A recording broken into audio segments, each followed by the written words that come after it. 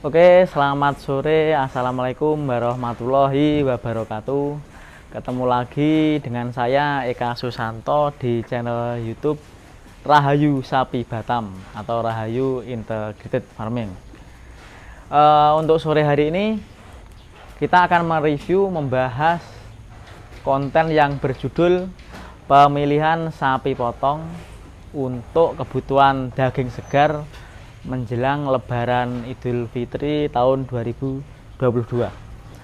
Sebelumnya sekarang kita lagi ada di kandang sapi Rahayu 1. Untuk kandang Rahayu sendiri ada 6, tapi letaknya mencar-mencar.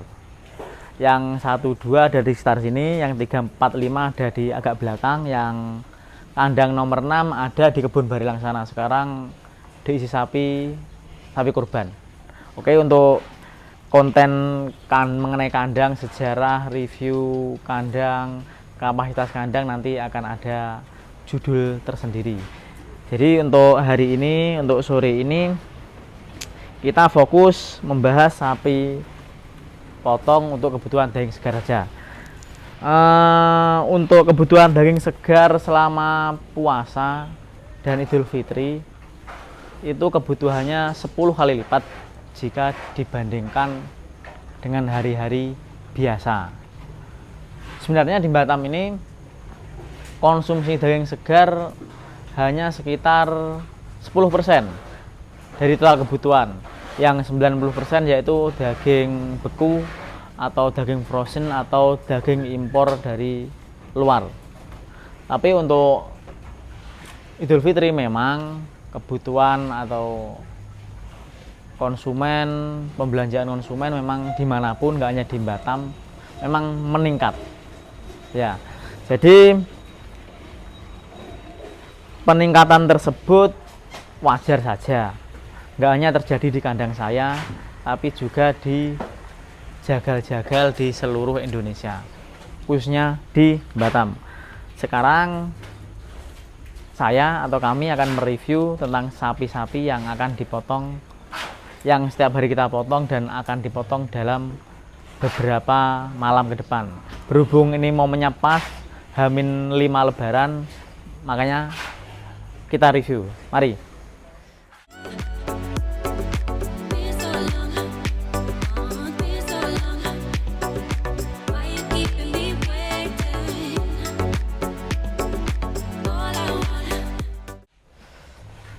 Sapi favorit di kandang Batam itu adalah sapi jenis limusin sama jenis simental. Oke, kenapa favorit di Batam dibandingkan jenis-jenis yang lain? Karena sapi limusin sama simental ini mempunyai kelebihan, yaitu adaptasinya mudah, perawatannya sesuai dengan ADG, yaitu pertumbuhan berat badannya, dan tentu karkasnya lebih tinggi dibanding sapi yang lain. Contoh, jika di luar Batam, di Lampung atau di Jawa itu ada sapi BX dan sapi betina Afkir, itu bisa dipotong. Tapi untuk di Batam nggak bisa, karena BX masuk ke Batam itu susah, harus kandangnya menyesuaikan dan RPH-nya menyesuaikan.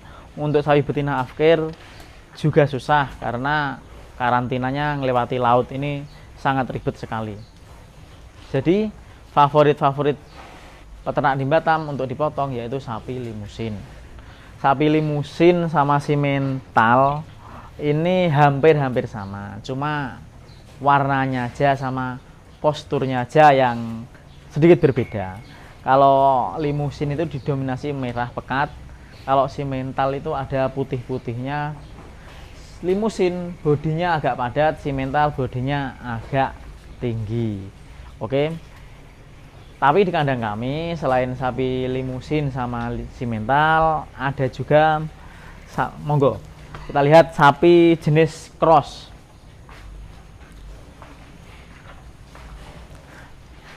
Ini contoh adalah sapi limusin atau simental cross, dan ini adalah jenis sapi PO.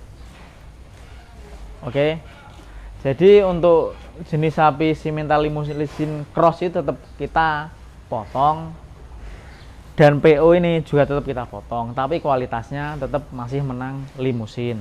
Contoh, PO jika ditimbang beratnya 600, limusin sama 600, itu karkasnya berbeda. Ini karkasnya bisa di atas 50%, ini bisa 50% atau di bawahnya.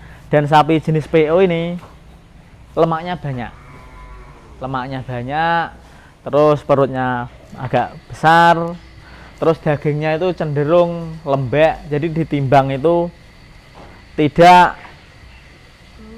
agak berair, itu kurang padat kalau sapi jenis PO seperti ini. Kenapa tetap kita datangkan? Ya memang nggak bisa untuk 100% sapi limusin atau 100% sapi simental, itu nggak bisa. Opsinya banyak, nggak hanya untuk potong aja sapi PO seperti ini, juga bisa untuk kurban. Karena segmen yang suka sapi PO juga ada. Terus selain sapi simental, limusin, sapi cross dan sapi PO, di sini ada juga sapi jenis pegon. Ini kami nyebutnya sapi kopioran. Bisa disebut kopioran, bisa disebut pegon. Dan sapi ini sengaja kami buat untuk kurban. Jika dipotong, sapi ini prosentase karkasnya sangat rendah, bisa di bawah 50%. Jika dipotong, peternak yang seperti saya ini ibaratnya keuntungannya kurang, prosentase keuntungannya jadi rendah. Terus ada lagi sapi jenis FH yang kami peruntukkan untuk kurban. Sapi jenis ini sangat ekonomis, jadi sangat terjangkau untuk kurban warga Batam. Sapi ini kami belinya jogrok, terus nanti kami jualnya juga jogrok. Jadi kami sapi jenis ini emang diperuntukkan untuk dijual kurban, untuk dijual nyawanya, bukan dagingnya. Kalau dijual dagingnya bisa rugi, nggak akan ketemu hitungan nilai ekonomisnya. Oke, jadi mungkin itu review singkat pemilihan sapi untuk dipotong kebutuhan daging segar menjelang Idul Fitri. Untuk video selanjutnya nanti akan dibahas mengenai parkir sapi saat menuju RPH, timbangan sapi menuju RPH, dan juga saat pemotongan sapi menuju RPH. Nanti juga akan dijelaskan karkas itu hitungannya gimana atau apa gitu. Mungkin itu aja yang bisa saya sampaikan pada kesempatan hari ini. Sampai jumpa di video selanjutnya. Billahi taufiq wal hidayah. Wassalamualaikum warahmatullahi wabarakatuh.